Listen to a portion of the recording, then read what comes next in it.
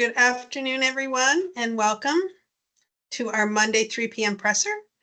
We have Deputy Warden Dustin Enslow with us today, and he is going to actually be sharing some pretty great news. So I'm not going to hold things up. I will let Deputy Warden just take it away. Thank you very much, Nadine. So to start, the update briefing is just around the fire update.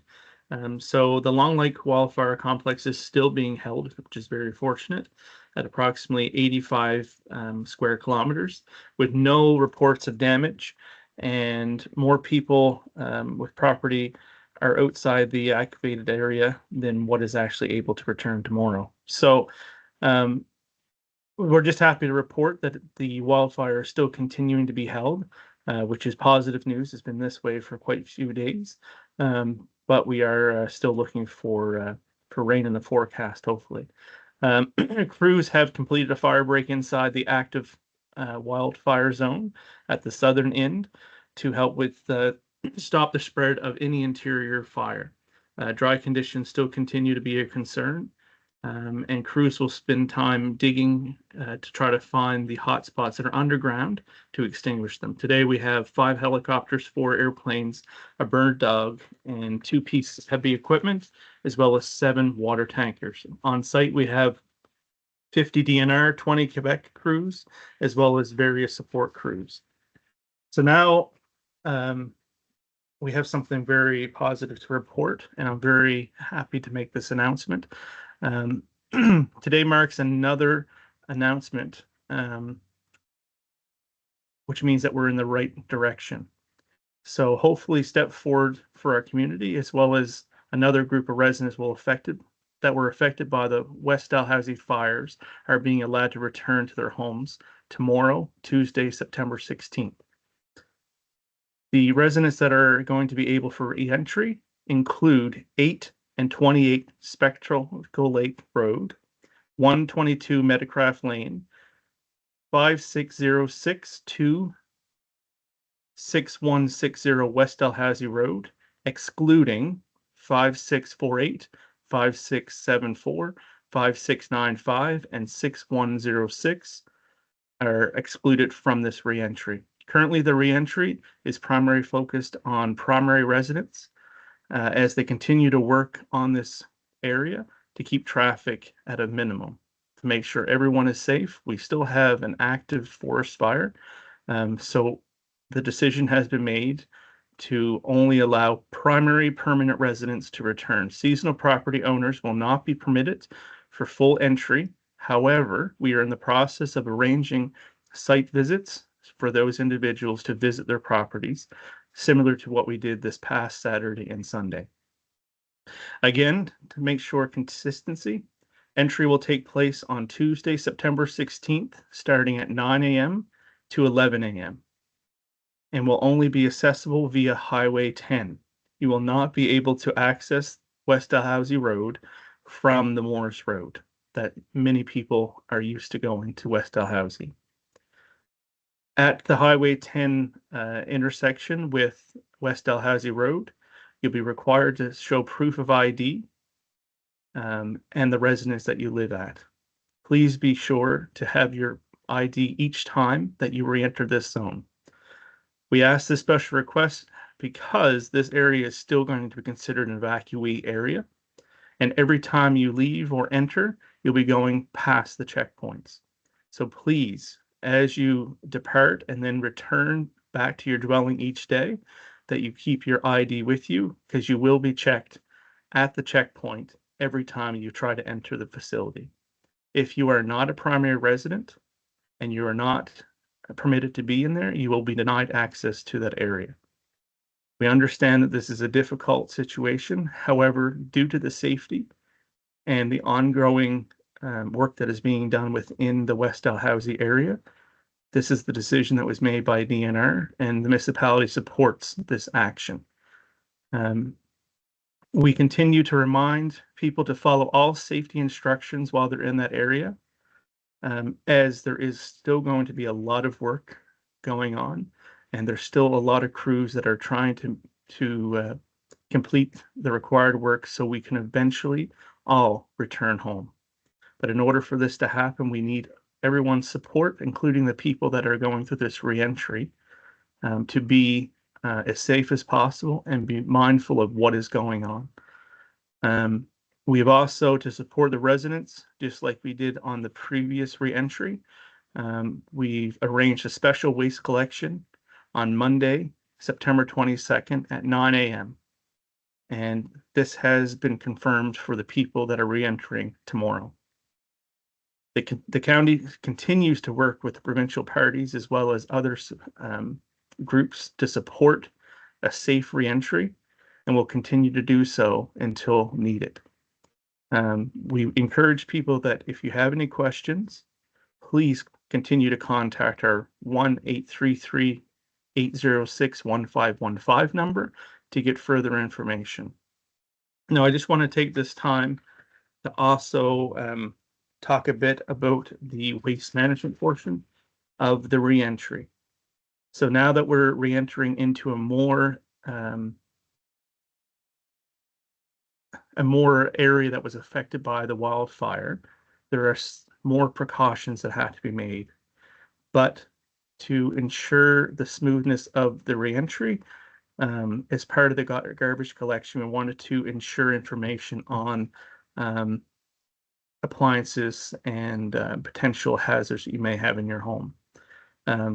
So if you are re-entering, once you get on site to your property, we ask that you please complete a walk around your property to make sure that it's safe to do so.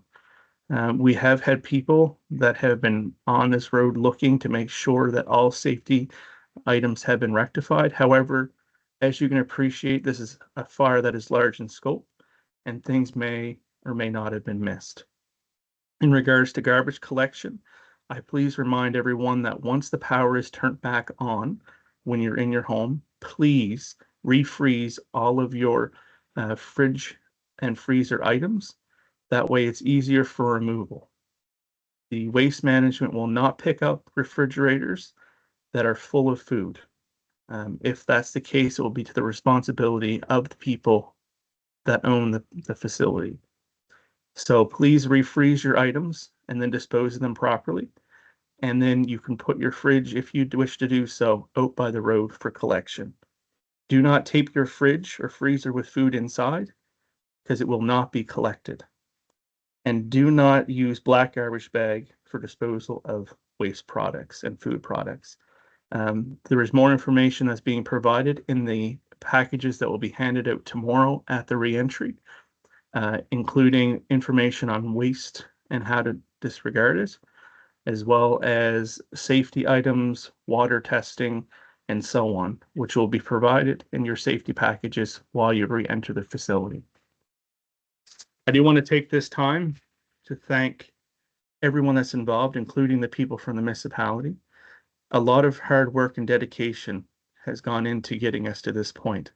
We've been very fortunate that this is the third week in a row that we've been able to allow re-entries back into various areas, and hopefully we'll continue to do so over the time ahead. However, people must realize that this is still an active fire situation, and things can change as we go through this. So please, just like the other re-entries, once you re-enter your home, please be in a situation to have your 72-hour kits available, just in case we need to evacuate again. Hopefully, we are not in that situation and you can remain in your home, but we want to be cautious and plan for the future, just in case something does happen. We've gone through a lot together and we'll continue to go through a lot together. And the municipality is here for the long haul. I know that everyone's getting tired, and this is just one good news story out of many, and we'll continue to work through this together. So please be patient with not only the municipal staff, but the members of the provincial government for Department of Natural Resources, Emergency Management, and other partners. We know that it's a very difficult time, but supporting them is what is needed to make sure that we can get back to normal, and we'll continue to support everybody. I know it was a quick runaround with information, and I appreciate everyone that came onto the call today. Um, the information that we're sharing today is hot off the press, so we're just going with it as soon as we got it. So it may seem like it was a bit more disorganized today than usual, but as you can imagine, this is an adapt and pivot situation where we're always changing within the hours and minutes. But at the end of the day, today is a good news story day. The fact we have people going home that are or were in one of the most affected areas of this wildfire. We understand that we still have a lot of people that are in areas that were severely damaged by this wildfire that are still not able to visit their homes or reentry, but that time will come. So please be patient with us and continue to support as we go through. And I think that's everything I have, Nadine. Wonderful. Thank you, Deputy Warden. So we can open the floor for questioning now. I will ask that you give your name, the agency you represent by raising your virtual hand, and we have until 3:30. So we'll have one question, one follow-up, and if there's time, we'll come back for more. So please, Jason, go ahead. Good afternoon, Jason Malloy with the Annapolis Valley Register.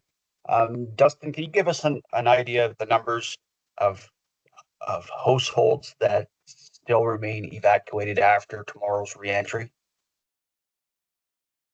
At this point, I don't have that number off my hand right now, but I believe people are scattering to get that for me to provide in the next couple minutes. So bear with me on that, but we're still going to be a little more than 50 or 60 individuals. Individuals or residents, households? sorry. Yeah, household. Sure. Okay. And you mentioned at length about the specifics that people have to do to ensure that material left to be collected by waste is collected. Have people put stuff out at the end of the road that hasn't been collected? And if so, is there going to be another collection for those people, or do they have to wait for 2 more weeks before collection comes back to pick it up after they do what needs to get done? So my understanding right now is that people fully utilize the special pickups that we arranged. In most cases, if they weren't able to meet that deadline, the way that the 2 weeks works is that in some of these areas, the week following would be their normal pickup. So they're only holding it for a short period of time. But the majority of cases, people were able to make that deadline. That's why we works out to be 4 days after or 3 days after. That way people can get in, refreeze things, and get things ready to go. And I do have an updated number for Jason. So after today or after tomorrow, there'll be 90 civic addresses remaining that are still evacuated. So we're going from 107 down to 90, which may seem like a smaller number, but we have to appreciate that we're now doing reentries in areas that were clearly affected by this wildfire. The reentries up to this point were areas that were not as affected or touched by the wildfire. And just a clarification on those 90 that will remain outside, unable to go back home. Would those, do we know if all those 90 would it be among the first people that were evacuated? Like, how long have these 90 households been away from their home? So these individuals of the 90 would have been the original evacuees from the Thursday after the fire. So the 14th of August, I believe that number is. So these are the longest members that have been displaced by this fire. And as you can see, we're working with the province to make sure that we can slowly transition some of these individuals home. You know, it's a tough situation and it's a tough call for the province to make, because there's a lot of factors involved in reentries, especially in areas that they're going to see areas that were affected by this fire. So, we're going to see people with high emotions. I know that people aren't going to like the idea of no seasonals at this point, but that is solely based on a safety situation where these people are going back home to areas that they're still going to see a lot of fire traffic. They're going to see a lot of Department of Transportation. They're going to see a lot of moving pieces. And we have to be able to limit this to make sure that not only are the residents safe, but the people that are there actively working and fighting this fire are safe as well. Thank you, Deputy Warden. Do we have any other questions?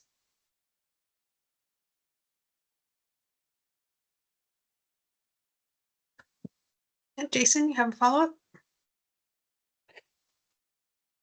This might be a tough one to answer, Dustin, but do you know if it's anticipated we'll see smaller numbers of evacuees returning home in the future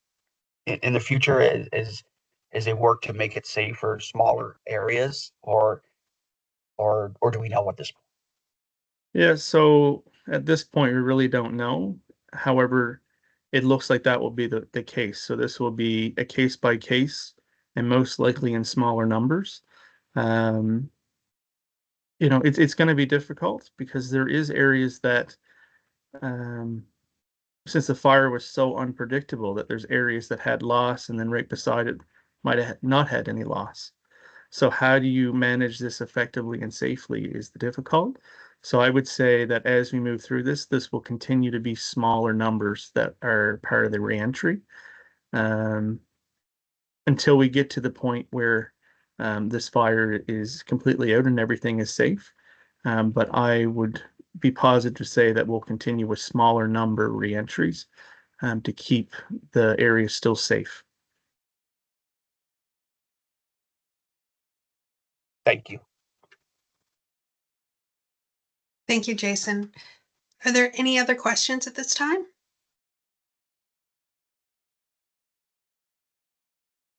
Jason? I don't mean to laugh.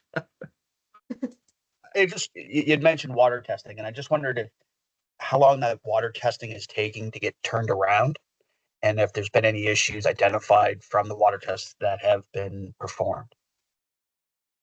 So I'm not aware of the timelines. I haven't had any complaints mentioned to me yet. Um, but I really don't know. The the best way is to encourage people to call our 1833 number to get more information. I don't want to speak to something that I don't have all the information on. Thank you.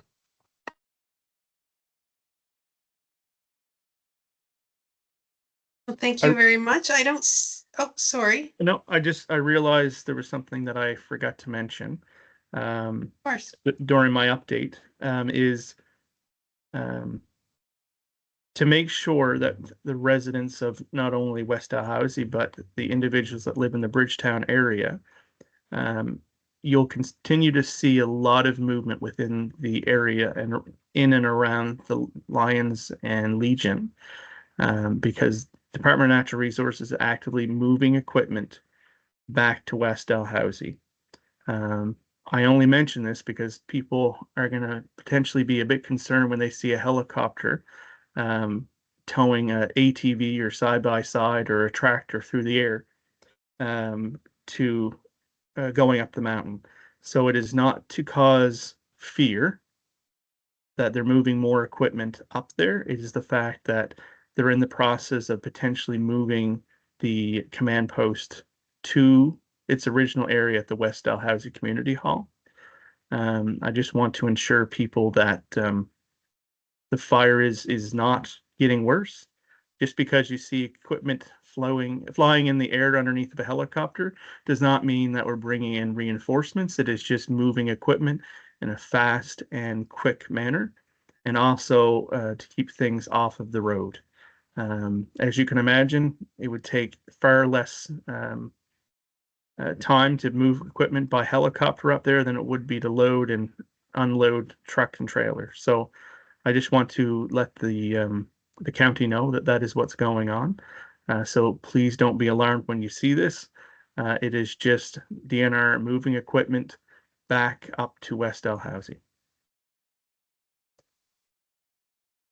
Thank you, Deputy Warden. Jason, go ahead. It's been a couple of days since I spoke to you, Dustin. Any new information with regards to more checks from the province for people to be picking up? Like, is that still happening, or is there any new information there that you need to get out to people? Yeah, so there are unfortunately still checks that have not been picked up. We are actively reaching out to those people and making arrangements, as well as when I dropped by the fire hall today. There was people that were still applying for the very first time. So people only have to apply for this once. You don't have to continue to apply. I know there was some confusion with that in the past. So once you apply the first time and state the date it was evacuated, then it will continue to go on until the money is exhausted and we reach the maximum, or you're returned home. So the province is working on that with the municipality on getting the dates and addresses. But I believe this week is the second week of is the 2-week mark to start getting new checks. So throughout this week, we should start seeing more checks processed for the next allotment of this. But I'm sure later on this week in our presser, we'll have more of an update on that. And if I have another minute here, just did you make it out to the fire hall in Lordstown yesterday, Justin? Unfortunately, I didn't, but I spent a lot of the evening reading all the posts and looking at all the pictures, and it was great to see the fire hall was completely packed. I would have liked to make it, but unfortunately, I couldn't. But I do want to say thank you to that group, and also the amount of groups throughout the province that are doing these fundraisers for the West Dalhousie Long Lake fire is just truly astounding.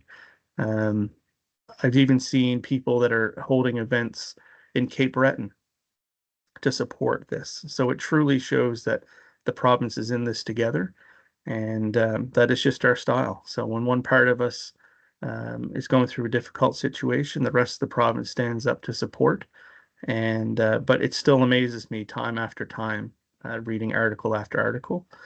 So I do want to say thank you to all those individuals, and of course the group that organized. I believe it was the Lions Club within the Lawrencetown yesterday. There's 3 of them there, yeah. Burgetown, Yes. and Middleton, and Lawrencetown combined. Yeah. So I have nothing but utmost respect for all these volunteers that are doing things and supporting this activity. And words don't express what we've seen over the past 30 plus days. And I know that people are starting to get tired. But what helps me personally move through is the fact that we're still in this. We still have people that are displaced by this fire, and we're still going to have people that are affected by this fire for a long time to come. As they go through this process of rebuilding. But I want to ensure that all the county, that the municipality is here to support them until we are moved on from this, or until they no longer want us, which I'm sure that time will come where they don't want our support anymore. But we are here for the long haul, and we will continue to do so. Thank Thanks, you. Justin. We have 3 minutes left. Do we have any further questions? Seeing none, I think we can call it a day for this particular presser. And I want to thank everyone for coming. Truly appreciate all the support the media has given us in helping us get the word out. We will be back on Wednesday at 3 p.m.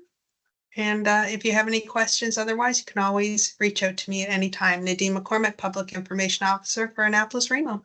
Thank you so much for joining us, and hopefully we'll see you on Wednesday. Thank you.